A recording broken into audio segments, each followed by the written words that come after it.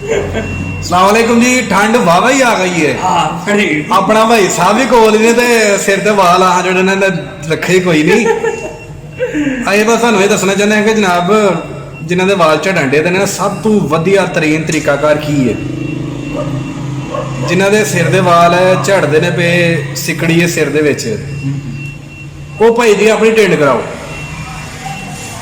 ते ये ना एक बड़ा वड्डा मूजिज़ा है कि जड़ा ना तुहाडे वाल झड़ने बंद हो जाएंगे। तुसी अल्लाह पाक दा शुक्र अदा करो कि तुहाडे वाल जड़े ने ना तुसीं वालों की वजह तो बड़े खूबसूरत नजर आते हो।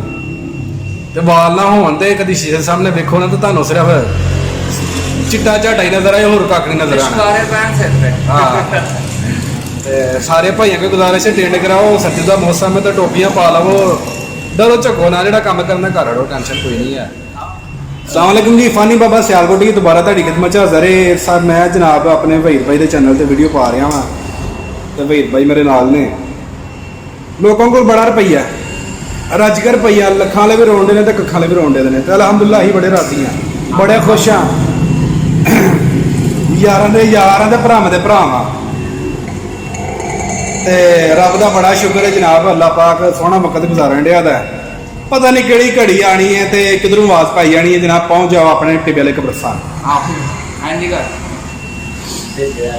तो राजी रहो सारे ही जनाब, साड़ी तो ही दुआ है। तो पैसे में हर चीज़ ना समझो, पैसे का कोई पता नहीं है, हथ भी मैल है। अज साढ़े को जो रोंदे ने ना उन्होंने रोंदे ही रहना पूरी उम्र, उन्हें कभी हसना नहीं। तो अपने भाई सब माशाअल्लाह अल्लाह पाक जिंदगी देवे, हयाती देवे, तो रज के रुपया देवे, तो सड़न वाले सड़ो। अल्लाह पाक का शुक्र है, अल्लाह पाक का वाह शुक्र है। आपां ते व्याहे भी हाँ तो अल्लाह पाक का शुक्र है औलाद भी हैगी है।